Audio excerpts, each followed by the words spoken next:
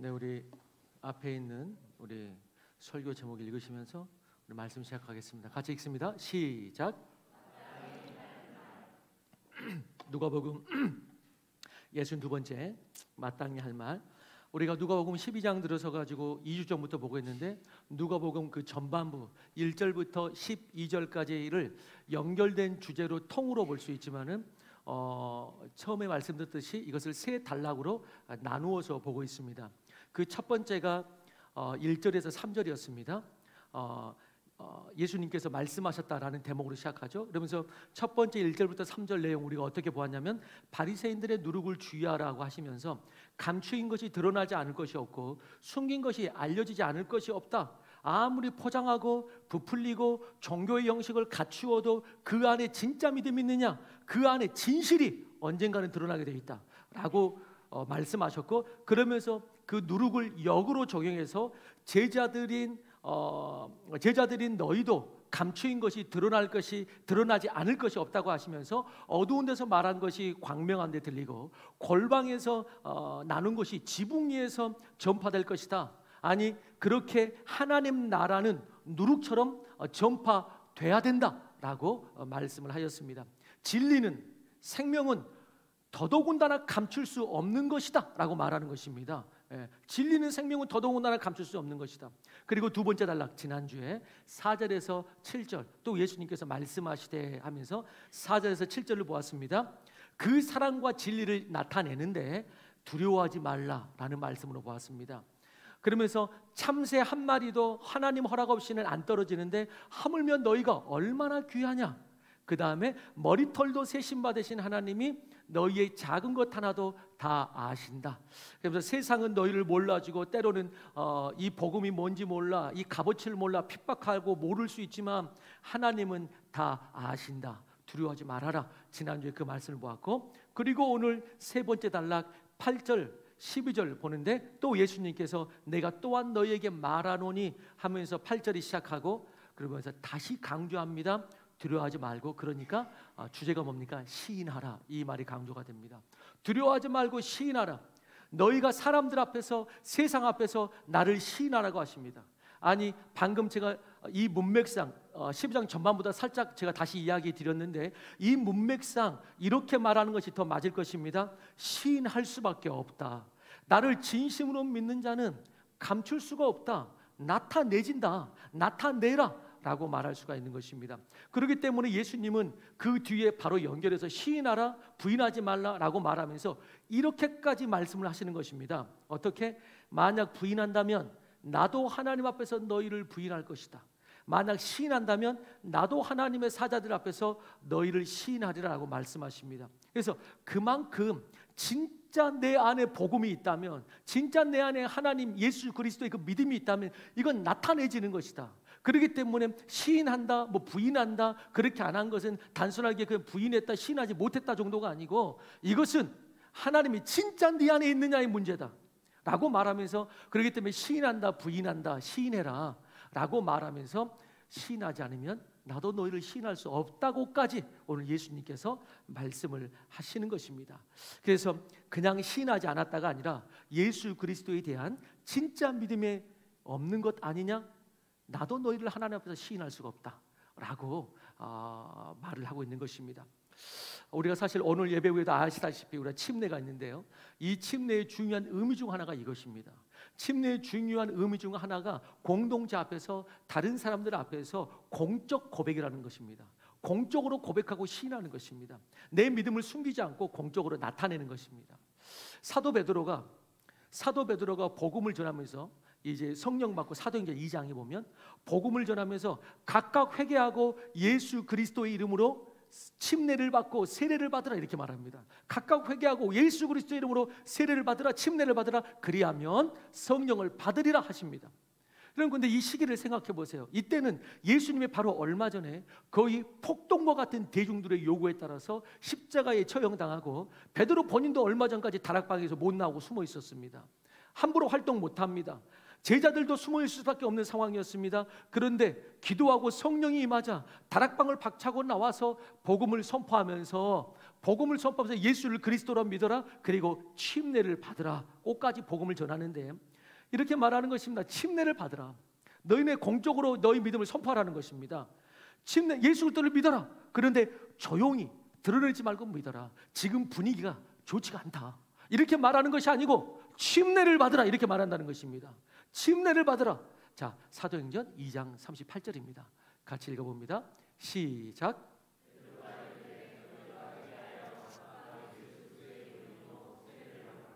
죄사함을 받으라. 그러하면 성령의 선물을 받으리니.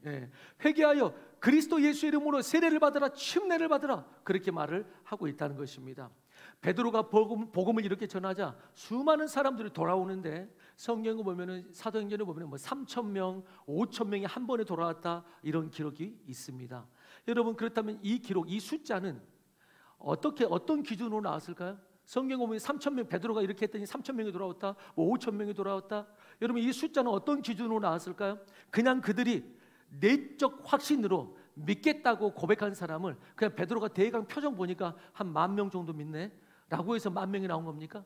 한 대가 몇천 명 지금 받아들인 것 같네. 그래서 성경에 적어놓은 겁니까? 여러분 성경에서는 정확히 말하자면 그 숫자를 어떻게 통계를 냈냐면은 그 고백을 받고 침례까지 받은 사람을 통계를 내서 말했기 때문에 어느 정도 숫자를 말한 것입니다. 자, 사도행전 2장 41절입니다. 같이 읽어봅니다. 시작.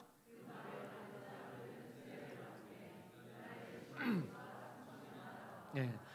자, 어떻게 통계를 낸 것 같습니까? 그날에 침례를 받은 사람이 세례를 받은 사람이 세례를 받음에 그리고 그 받은 사람을 통계로 했을 때 이 정도가 나왔다라고 이야기를 하는 것입니다. 이 시간에 선포하는 것은 여러분 삶의 어떤 순간이 와도 우리 주 예수 그리스도를 부인하지 말고 시인하시기를 주의 이름으로 축원합니다. 이것이 하나님을 향한 예수님을 향한 우리의 믿음의 중요한 포인트 중에 하나라는 것을 잊지 마시기 바랍니다. 나아가서 내 믿음으로서의 시인뿐만 아니라 나를 구하는 그냥 내 믿음으로서의 시인뿐만 아니라 여러분 다른 사람도 믿음으로 살아날 수 있도록 시인하는 데까지 나아가기를 주의 이름으로 원하는 것입니다. 성경이 그렇게 말하고 있습니다. 성경은 구원이 뭐냐? 하나님을 향한 신앙 고백, 시인하면 구원받는다 그랬는데 그러면 성경에서 시인해라 구원받는다 그럴 때 그거를 일회성이라고 강조합니까? 성경 전체 맥락은 일회성이라고 말하지 않습니다. 성경 전체 맥락은 일회성이라고 시인해라 구원 얻으라. 그러면은 나는 10년 전에 20년 전에 누가 기도 따라하자 그래가지고 나 그때 한번 고백했다고 그러면 끝나는 것입니까? 성경은 그렇게 말하지 않습니다. 계속해서 시인하라고 말하고 그거는 내 믿음의 고백으로서 시인할 뿐만 아니라 그 진리를 다른 사람에게도 생명을 얻도록 시인하듯이 시인하고 그렇게 계속적인 현재 진행형으로서의 시인을 말하는 것입니다. 이런 부부가 서로 사귀고 부부는 이미 사귀고 난 다음에 결과죠. 연인이 사귀는데 여러분 계속해서 고백하고 계속해서 대화하고 그래야지 내가 10년 전에 사랑한다고 고백했으면 됐지 또 말해야 되냐고. 여러분 그렇게 하면 안 됩니다. 여러분 좋은 관계는 계속해서 시인하는 것입니다. 마찬가지입니다. 예수님도 시인하라 구원받으라 한 번만 해라 이 말이 아니라는 것입니다. 계속해서 시인하라는 말씀인 것입니다. 여러분 우리는 이 시점에서 오늘 말씀에 그래서 시인, 부인 이 두 단어가 나오는데 부인하지 말라 시인하라 시인과 부인이 나오는데 이 시점에서 오늘 말씀을 보면서 시인과 부인 둘 다 예스도 아니고 노도 아닌 사람이 여기에 더 많을 수도 있습니다. 시인이냐 부인이냐 어느 쪽이냐 이 사람보다 시인도 아니고 부인도 아닌 시인과 부인 사이 이 사이에 사람들이 어쩌면 가장 많을 수 있습니다. 그러면 시인과 부인 사이는 뭡니까? 시인과 부인 사이 침묵이나 방관일 것입니다. 시인과 부인 사이 침묵이나 방관이 있습니다. 여러분 이 시인과 부인 사이의 침묵과 방관은 여러분 성경적으로 시인 쪽에 속할 가능성이 큽니까? 부인 쪽에 속할 가능성이 큽니까? 말 안 한다고 못 피해갑니다. 시인 쪽에 속할 가능성이 크냐? 부인 쪽에 속할 가능성이 크냐? 여러분 만약 내가 감출 수 있는 복음이라면 그 복음을 나보다 더 큰 복음으로 받아들인 것이 아니고 여전히 복음보다 내가 더 큰 상태라면 그 복음이 죄인된 나를 꺾고 덮어서 주님 앞으로 천국 앞으로 인도할 수 있겠습니까? 사랑하는 성도 여러분, 복음은 감출 수 있는 것이 아닙니다. 진짜 복음은 나보다 크고 온 세상보다 큽니다. 그런데 그 복음을 받아들이는데 나는 감출 수 있다. 이 복음을 드러내지 않고도 나는 살 수 있다. 여러분, 복음이 나보다 더 작습니까? 그렇지 않다는 것입니다. 마태복음에서는 너희는 세상의 빛이라, 뭐가 숨기지 못하리라, 산 위의 동네가 이걸 숨길 수 있는 것이 아니다 라고 말하는 것입니다. 그런데 만약에 그 복음을 내가 숨길 수 있다면 그것은 나보다 더 큰 복음, 이 죄인된 자를 덮을 수 있고 이끌 수 있고, 이 죄인된 자를 고칠 수 있고 변화시킬 수 있는 그런 복음으로 받아들인 것이 아니고, 여전히 내가 더 크고 복음을 그 아래 포켓에다 넣을 수 있는 것으로, 그 아래 그냥 내가 소유할 수 있는 정도로 그렇게 복음을 받아들였기 때문에, 여러분, 그렇기 때문에, 그런데 복음은 그런 성격의 것이 아니라는 것입니다. 복음은 나보다 더 큰 것입니다. 내가 감춘다고 감추어지는 것이 아닌 것입니다. 다시 말씀드립니다. 저는 감추고 사는데요, 그러면 그것은 복음을, 하나님을 주권으로, 주인으로 영접한 것이 아니고 여전히 내가 주인 되고 그냥 복음을 그냥 내 두 번째, 세 번째로 그냥 갖다 놓은 것입니다. 뭐가 구원입니까? 그렇기 때문에 침묵이나 방관은 어느 쪽에 더 가깝습니까? 시인 쪽에 가까운 것이 아니고 부인 쪽에 더 가까울 수가 있는 것입니다. 그런 맥락에서 내가 믿는 예수를, 복음을 부인할 때 그것은 뭐 당연히 믿음이 아니거니와 시인하지 않는 침묵도 믿음이라고 보기 힘듭니다. 많은 사람들이 이렇게 말할 수 있습니다. 그래도 나는 시인하진 않지만, 뭐 전도하거나 이런 것도 거의 없지만, 그렇지만 나는 부인하지는 않기 때문에 심각한 상태가 아니다, 이렇게 생각하는 사람이 많을 수 있습니다. 나는 그래도 부인하지는 않았기 때문에 그 자체, 내 신앙 자체를 심각하게 생각하지 않은 사람이 의외로 많을 수 있습니다. 그것을 사회적 용어나 심리학적 용어로 빌려서 말한다면 그런 사람을 뭐라 그러느냐? 그런 사람을 결백한 방관자라고 말할 수 있습니다. 결백한 방관자들. 방관자란 옆에서 보고만 있는 사람입니다. 꼭 도와야 할 사람을 돕거나 상관하지 않고 그냥 내버려 두는 사람입니다. 하나님의 나라가 이렇게 진행되든 저렇게 진행되든 동참하지 않는 사람입니다. 그들은 사람을 해하는 자는 아닙니다. 그러나 결백합니다.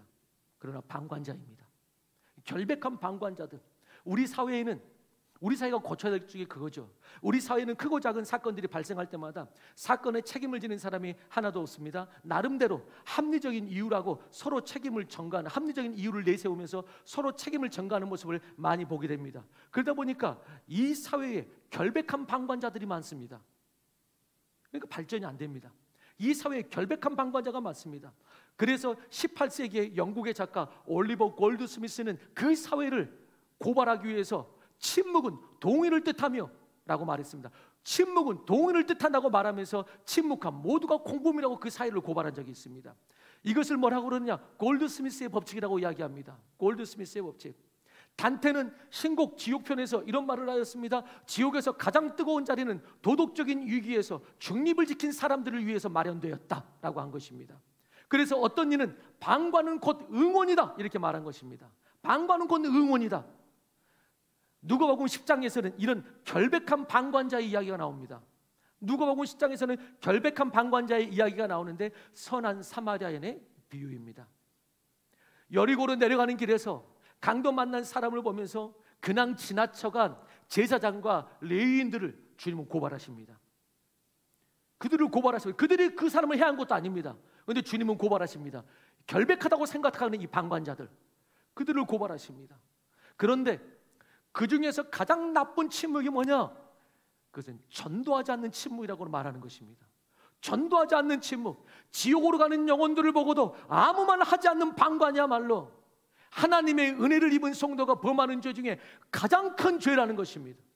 내가 영원히 멸망할 수밖에 없고 영원히 지옥에서 멸망할 수밖에 없는 내가 진짜 하나님의 은혜 가운데 그 저주받은 내가, 그 영원한 형벌을 받을 내가 구원받았다. 그것이 얼마나 크고 얼마나 위대하고 얼마나 필요한 것인지 안다면 다른 사람이 그 길을 똑같이 가는데 그걸 어떻게 가만히 있을 수가 있느냐? 그거는 방관자이다. 결백한 방관자들. 그리고 그 결백한 방관은 어쩌면은 부인 쪽에 속한 게 아니고, 시인 쪽에 속한 게 아니고, 어쩌면 내 안에 그 은혜를 진실로 경험했는가? 하나님이 너를 시인할 수 있겠느냐? 라고 말할 수 있는 쪽이 될 수 있다. 성경은 오늘 그렇게 이야기하고 있는 것입니다. 그런데 예수님께서는 어떻게 우리 가운데 보여주셨습니까? 예수님은 우리 모든 죄된 인생을 위해 십자가에 지심으로 우리를 구원하시고 하나님의 나라를 다시 세우셨는데, 예수님이야말로 결백하다면 진짜 결백한 분이십니다. 가장 결백한 분이요, 흠이 없으신 분. 그렇기 때문에 방관자가 돼도 아무런 상관이 없습니다. 결백하신 분. 예수님이야말로 결백한 방관자가 될 수 있습니다. 결백하기 때문에. 그런데 오히려 그분은 진짜 결백하지만 결백한 방관자가 되지 않으시고 결백한 희생자가 되어주신 것입니다. 결백한 희생자가 되어주셨어요.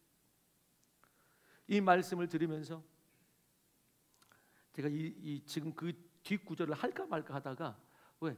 이것도 아직 해결이 안 되는데 너무 안심을 시켜주면 안 될 것 같아가지고, 그런데 뭐 말씀이니까 10절로 갑니다. 이 말씀을 들으면서 여기까지 보면, 9절까지 보면서 우리는 지난날 개인적으로 담대하게 예수님을 고백하지 못한 몇몇 순간들이 있었던 것을 떠올릴 수 있고 기억할 수 있습니다. 그러면서 그런 기억들을 떠오를 때 주님께서 그러면 나를 모른다고 하실래나? 하고 의문이 들고 걱정이 될 수도 있습니다. 그런데 10절에서 우리는 윗 구절과는 다른 말처럼 들리는 내용을 볼 수가 있습니다. 누구든지 말로 인자를 거역하면 용서를 받으려니와. 다른 뉘앙스의 말이 갑자기 등장하는 것 같습니다. 여러분, 이 말씀은 받아들이지 않고 시인하지 않는다면 당연히 구원을 받지 못합니다. 그렇지만 만약 다시 회개하고 시인하면 여전히 용서의 길은 열려 있다고 오늘 예수님은 말하는 것입니다. 여전히. 여러분, 그 대표적인 예가 누구냐면 제자들 중에 누구입니까? 부인했지만 나중에 용서받고 쓰임받은 사람 베드로입니다. 예수님이 재판을 받고 있을 때 너도 그의 제자냐 물을 때에 베드로는 나는 모른다고 부인한 것입니다. 그러나 나중에 용서받고 다시 회복하는 것을 보게 됩니다. 그리고 완전히 회심하고 성령을 받고 난 다음에는 베드로에게 다시는 그런 부인한 일이 없고 이제 시인하는 그런 삶을 살게 됩니다. 복음을 아직 받아들이지 않는 가족이 있습니까? 우리 주변에 복음을 받아들이지 거절하는 이웃과 많은 사람들이 여전히 있습니다. 그러나 하나님께서는 여전히 그들을 부르시고 구원의 길이 열려 있습니다. 그런데 전반부에는 색깔은 좀 달라요. 구원의 길이 열려 있습니다. 그런 의미에서는 나는 정말 그 구원의 길을 받아들였는가? 뭘로 알 수 있다고요? 우리 입술 가운데 그 예수 그리스도를 시인함이 계속 되어지고 있는가? 만약 그게 없다면 하나님도 당신을, 예수님도 당신을 하나님 앞에서 부인합니다. 그렇지만 기회가 없는 것은 아닙니다. 바로 그 다음 구절처럼 그렇지만 다시 회복하고 다시 받아들인다면, 그리고 내 입술로 다시 시인할 수만 있다면 그 길은 열려 있는 것입니다. 저는 여러분들이 여기서 누가 구원받고 누가 지옥 갈지는 하나님만 아시겠죠. 그리고 어쩌면은 다른 사람이 판단하면 정죄가 되니까 하면 안 되고, 그렇지만 본인은 압니다. 본인은 분명히 압니다. 내가 예수 그리스도를 시인하며 구원의 길에서 하나님 나라의 길을 가고 있는지 전혀 다른 길을 가고 있는지 그건 본인이 압니다. 이 시간에 여러분들을 축복하는 것은 그리스도 예수를 시인하여 구원의 길에 이르기를 주의 이름으로 축원하는 것입니다. 그런데 그 다음 구절에 가면은 이제 조금 더 헷갈리는 구절이 있습니다. 조금 해석하기 어려운 구절이. 그 다음에 보면은 성령을 모독하면 그러나 사하심을 얻지 못하리라. 이건 또 뭔 말인가? 성령을 모독하면 사하심을 얻지 못하리라. 사실 이 말씀은 지금 12장을 보고 있는데 11장의 말씀과 연결이 됩니다. 11장의 말씀과 연결이 되고 있는데 11장에 이런 내용이 있습니다. 여러분 기억하실 거예요. 예수님이 귀신을 쫓아내고 병을 고치자 이렇게 말하죠. 저가 귀신의 왕 바알세불을 힘입어서 귀신을 또 쫓아낸다. 이렇게 말하죠. 귀신의 왕 바알세불을 힘입어 쫓아낸다라고 그러면서 복음을 회방하고 예수님의 그 사역을 모독합니다. 성령이 한 게 아니고 귀신이 귀신 쫓아내는 거죠. 이 귀신 같은 짓 아니야? 그러면서 예수님을 시험하면서 거기에 보면 기적을 더 나타내보라고 성령을 거의 무당 취급합니다. 그때 예수님이 그렇게 말하죠. 분쟁하는 나라마다 스스로 설 수 있겠느냐? 그럴 수가 없다. 귀신이 귀신을 쫓아내면 망하지 않겠느냐? 나는 지금 성령을 힘입어 귀신을 쫓아내는 것이고 성령을 힘입어 귀신이 쫓겨나면 하나님의 나라가 너에게 임한 것이다 라고 성경은 말합니다. 그래서 여러분 같은 병행 본문인 마태복음에 가면은 똑같은 내용이 나오는데 마태복음 12장에는 우리가 볼 때 이 귀신이 귀신을 쫓아내는 거 아니냐라고 성령을 모독하는 이 말이 11장에 나오고 12장에서 성령을 모독하지 말라 이 말이 이렇게 나오는데 마태복음에서는 12장에 이게 한 세트로 등장합니다. 말씀이 바로 연결돼서 한 세트로 나옵니다. 귀신이 귀신을 쫓는 거 아니냐 그 말이 있은 다음에 바로 연결해서 모독하지 말라 이 말이 세트로 이렇게 나오는 것입니다. 여러분 성령을 회방하거나 모독하는 것을 조심하시기 바랍니다. 성경 말씀 그대로입니다. 제가 돌려서 말하고 싶은 생각은 없습니다. 죄사함을 받을 수 없을 수가 있습니다. 여러분 내가 안 믿어지면 용서받고 다음에 믿을 기회가 분명히 있습니다. 그러나 성령의 사역을 마귀의 역사라고 회방하고 모독하고 그러면 사심을 얻지 못합니다. 성령의 역사를 우연으로 돌린다든지 모른 채 하지 않기를 바랍니다. 그냥 영적으로 모르겠으면 잘 모르겠습니다. 주님 가르쳐 주옵소서 하는 게 낫지 인간적으로 성령의 사역을 판단하고 그 길을 막아서는 사람이 되지 않기를 바라는 것입니다. 그런 사람에게는 성령의 역사가 다시는 안 나타납니다. 나타날 수도 없고 나타나도 모릅니다. 그러므로 교회도 성령의 역사를 따라 함께 나아가고 헌신해야 되는데 그 교회가 이것이 성령의 역사인지 아닌지도 잘 모르고 하나님의 명령인지 아닌지도 잘 모르고 동참하지도 않고 그럴 뿐만 아니고 본문에서 걱정하고 있는 것처럼 성령의 역사가 아니라고 회방하고 막아서고 모독할 때 그 교회는 다시는 성령의 역사를 회복하기가 어렵습니다. 다시는 성령의 역사를 회복하기가 어렵습니다. 그 모습 그대로 굳어져서 멸망할 수가 있습니다. 그건 교회도 예외가 아닙니다. 그건 교회도 예외가 아닙니다. 다시 한번 그러나 여러분이 예수님을 시인하고 이제 그 아래 구절 마지막 구절로 가면 예수님을 시인하고 그러나 성령의 인도하심을 받게 되면 주님께서는 이렇게 두 가지 약속을 해주십니다. 먼저는 내가 하늘에서는 너희를 시인할 것이요 나도 하늘에서는 내가 너희를 시인할 것이요 그리고 이 땅에서는 어려움과 고난 당할 때 염려하지 말라고 성령이 너에게 할 말을 가르치실 것이라고 했는데 곧 성령이 함께할 것이라고 말씀하십니다. 그래서 우리가 그 믿음을 시인하면은 하늘에서는 하나님께서 그걸 너희를 시인하고 인정할 것이요 그리고 이 땅에 있을 동안은 성령이 동행해 주실 것이다. 성령이 함께 하실 것이다. 말 한마디도 너에게 가르쳐 주시면서 너희와 함께 하실 것이다 라고 말씀하고 있는 것입니다. 저는 여러분들이 하늘의 하나님 앞에서 인정받고 이 땅에서는 성령이 함께하는 그런 사람이 되기를 주의 이름으로 축원합니다. 여러분 그런 사람이 되어야 됩니다. 어떤 분은 전도는 믿음이 큰 사람이 하는 것이고 말씀도 잘 알고 또 성격적으로도 활발하면서 다가갈 수 있고 이런 사람이 할 수 있는 것처럼 생각합니다. 왜? 전도 못한다는 이유를 이 반대의 이유를 들어서 말하는 사람이 많기 때문입니다. 제가 성격이 쑥스러워서 말을 못해. 여러분 만약 그렇게 치자면은 이 자리에 설 사람이 아닙니다. 왜?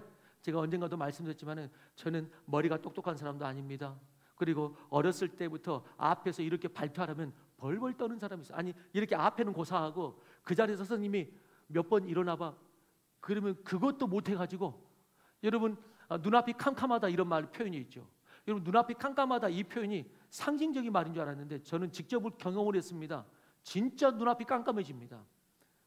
이렇게 선생님이 발표하라고 저를 불러 이렇게 세웠는데 벌벌벌 떠면서 일어났는데 진짜로 상징적인 말이 아니고 앞에가 그냥 어둠이 깔린 것처럼 깜깜해져가지고 아무것도 안 보여가지고 저 몇 번을 눈을 비볐는지 모릅니다. 아무것도 안 보여져가지고 왜 아무것도 안 보이지? 깜깜해가지고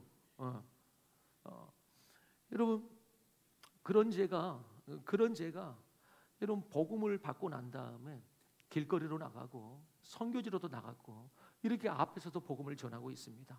그럼 복음 전도는 연륜이나 직분이 있다거나 말빨이 좀 있다거나 성격적으로 좀 그렇게 할 수 있다거나 그런 것이 아닙니다. 그게 도움은 되겠죠. 그러나 그런 것이 아닙니다. 이것은 주님을 전심으로 사랑하고 하나님의 영혼을 향한 그 애타는 마음을 아는가, 거기에 중심이 있는 것입니다. 그것이 중요한 것입니다. 나를 구원하셨듯이 이웃과 세상의 모든 영혼을 구원하시기 원하시는 그 애타는 마음을 아는가? 그리고 나는 부족하지만 성령이 함께 하시고 나를 가르치신다는 그 믿음이 있을 때 전할 수 있는 것이지, 직분과 연륜과 성향이 그렇다고 전할 수 있는 것이 아닙니다. 아닙니다.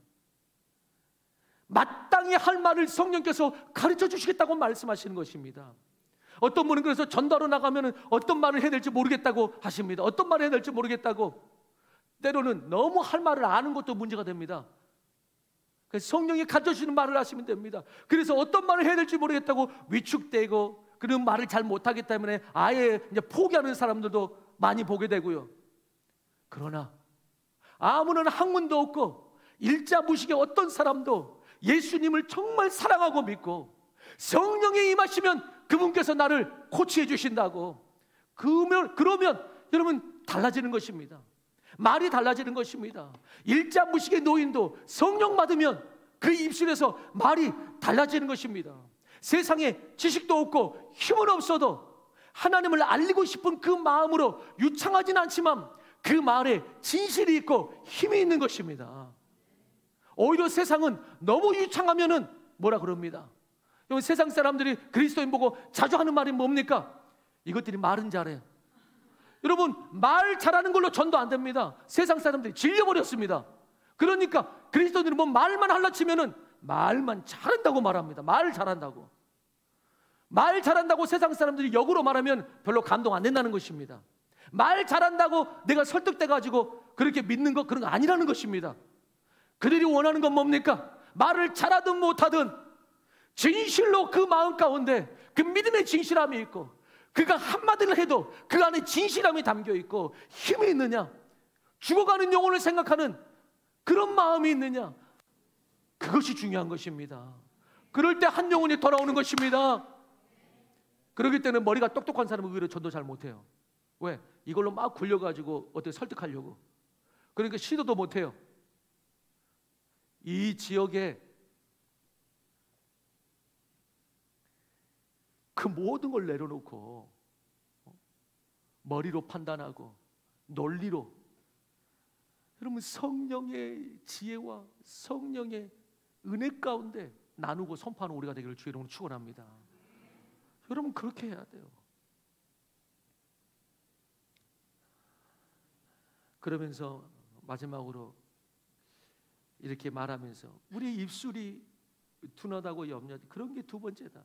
직분도 두 번째고, 나는 말빨이 있어서 논리적으로 내가 설명하고 궁금한 것만 내가 알려주고 그런다고 전도되는 거 아니다. 그러면서 위축된 사람이 있고, 나 말이 둔한데. 그러면서 딱 생각나는 그 영화 한 편이 있습니다. 이거를 이제 마지막으로 말씀드리려고 하는데, 2011년에 아카데미 최우수 작품상을 받았던 영화가 뭐냐면은 킹스 스피치입니다. 킹스 스피치라는 영화가 있습니다.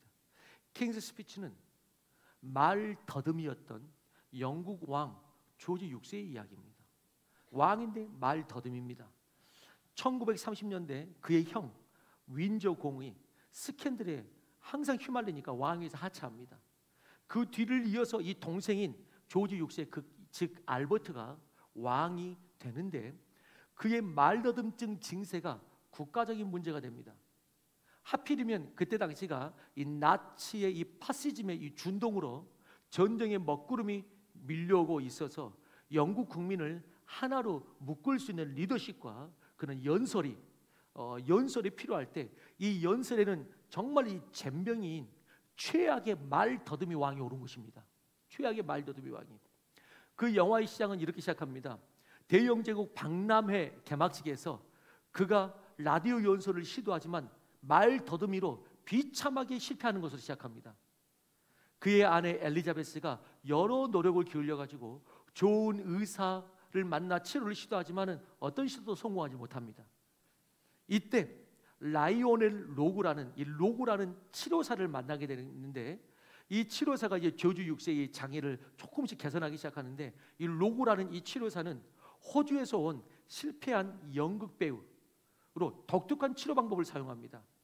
그는 상대가 왕자인 것을 알고도 서로가 이름을 부르면서 평등하게 친구처럼 만나자라고 이야기를 하고, 그리고 자기와 마음을 열고 함께 시간을 보내야 된다는 것을 조건으로 내세웁니다. 우선 그는 어떻게 봤냐면 이 치료사 로그는 말더듬증을 마음의 병으로 바라본 것입니다. 그래서 이 조지 이 6세의 어려움을 몸의 이상으로 여겨가지고 이전의 치료사들이 막 입에다가 구슬 따위를 입에 물게 해가지고 치료하려고 했던 그런 궁정 치료사와는 정반대였습니다. 로그는 그러면서 그의 마음의 병이다 이거는 라고 말하면서 알버트 그 조지 6세의 유년기 이야기를 파고듭니다. 어렸을 때부터 치료하려고. 겉으로는 부러울 것 없던 이 왕족이 중년까지 살아오면서 겪은 정신적인 속박과 영혼의 고통이 그러면서 하나하나 수면 위로 떠오릅니다. 그가 조지 6세가 어렸을 때, 소년이었을 때 좋아하는 모형 만들기 같은 것은 손도 못 대고 어릴 때부터 궁정의 엄격한 규율을 지켜야 했고, 주변의 사람들은 많았지만 이 근엄한 이 아버지, 그 다음에 그 위에는 플레이보이 형, 그러면서 그 사이에서 마음을 터놓을 사람이 없었어요. 이 넷째인 조지 6세의 바로 아랫 동생은 그 아버지가 얼마나 엄격했는지, 그 아버지가 이렇게 무슨 엄격하게 뭘 교훈하려고 말하려 치면은 기절했다 이렇게까지 나왔어요. 아버지가 말하는데 기절해버려. 얼마나 근엄하고 얼마나 그 위압감이 있었으면은. 그러면서 주변에 말을 나눌 사람이 없었어요. 그런데 형만 편애하고, 그런데 그 사이에 자기의 유모가 자기를 편애하면서 아동학대를 하는 것입니다. 그러면서 이 유모가 다른 사람 안 보면은 이 아이를 학대하고 꼬집고, 그러면서 이 소년 알버트를 말더듬이로 몰아간 이 환경이 되었음을 보게 됩니다. 그렇게 이 조지 6세 알버트는 어릴 적부터 억압적 규율 속에서 억눌리고 결국 말을 더듬게 되었다는 점이 점차 명확해집니다. 여러 일을 겪지만 마침내 알버트 왕자는 마음을 열고 자기 내면을 그 치료사 로그에게 이제 내보이기 시작하고, 로그는 욕하고 싶으면 욕해라, 노래하고 싶으면 노래해라, 춤추고 싶으면 춤춰라. 그러면서 그 아픈 상처에 같이 눈물을 흘려주고 같이 노래하고 같이 춤춥니다. 그러면서 그 순간만큼은 말더듬이가 멈췄습니다. 그 순간만큼은 말더듬이가 멈췄습니다. 근데 그때 당시가 아까 이제 히틀러의 그런 그 침략이 있었는데, 그런데 상대적으로 당시에 히틀러는 대단한 연설가였습니다. 우리가 역사적으로 인정하듯이 히틀러는 대단한 연설가였습니다. 히틀러 취한 나치 정권은 오디오 산업을 집중으로 육성하였습니다. 히틀러가 음악과 영화 광인 것을 우리가 모두가 압니다. 히틀러는 음악과 영화 광이고 이상주의자입니다. 이상주의자예요. 그런 히틀러는 오디오를 정치 선동에 적극 활용했고, 라디오를 주요 정치 도구로 방송사를 장악하고 라디오 제조사에게 압박해서 저가로 대량 생산하도록 합니다.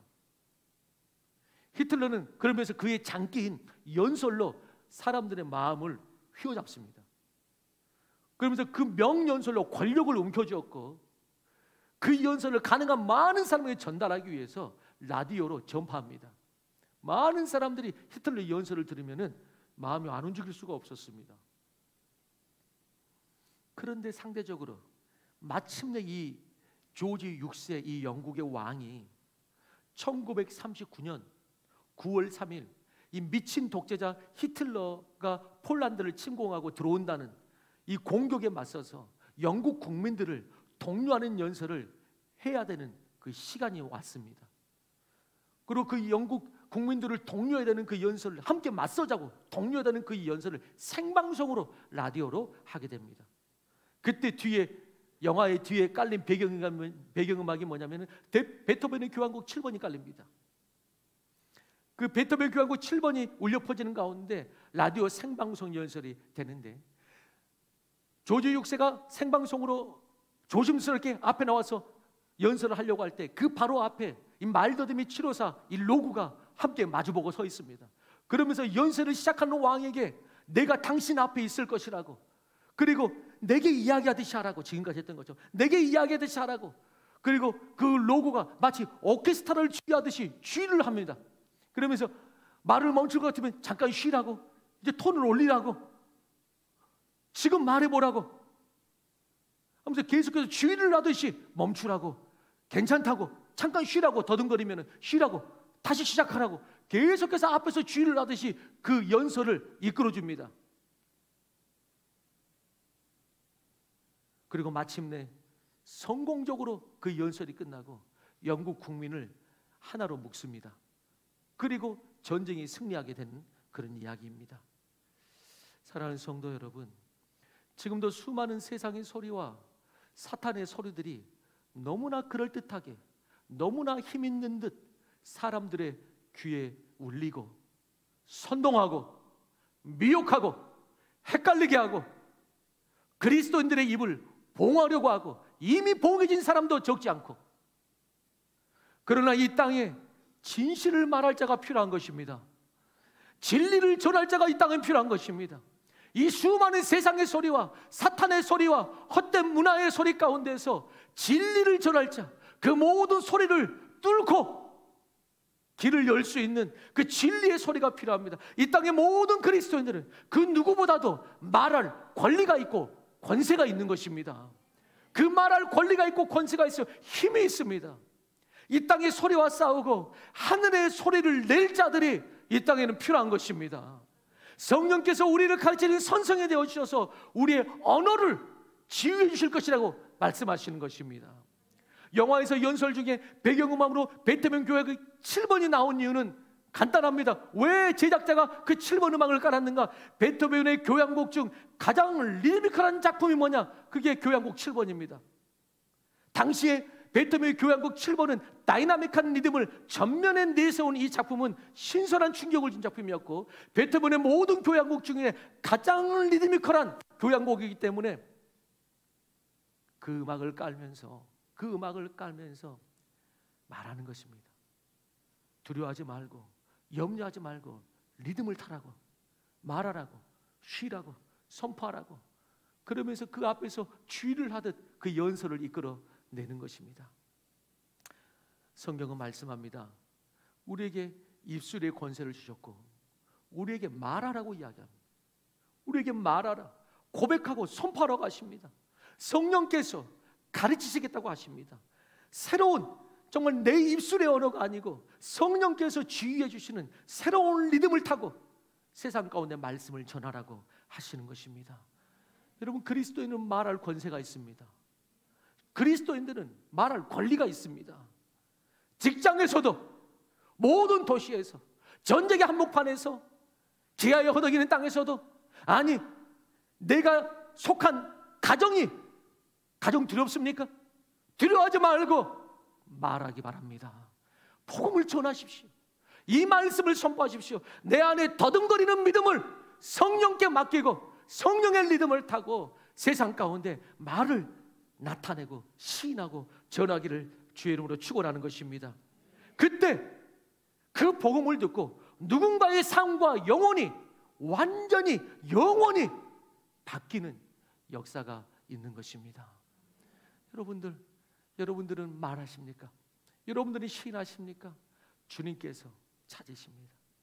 세상에 이 수많은 소리가 범람하는 이곳 가운데서, 세상에 수많은 소리가 나를 움직이려고 미혹하고 귓가를 울리며 나를 끌어당기려고, 이 소리 가운데서 너는 킹스 스피치, 왕의 말을 전하는 자가 되라고 말씀하시는 것입니다.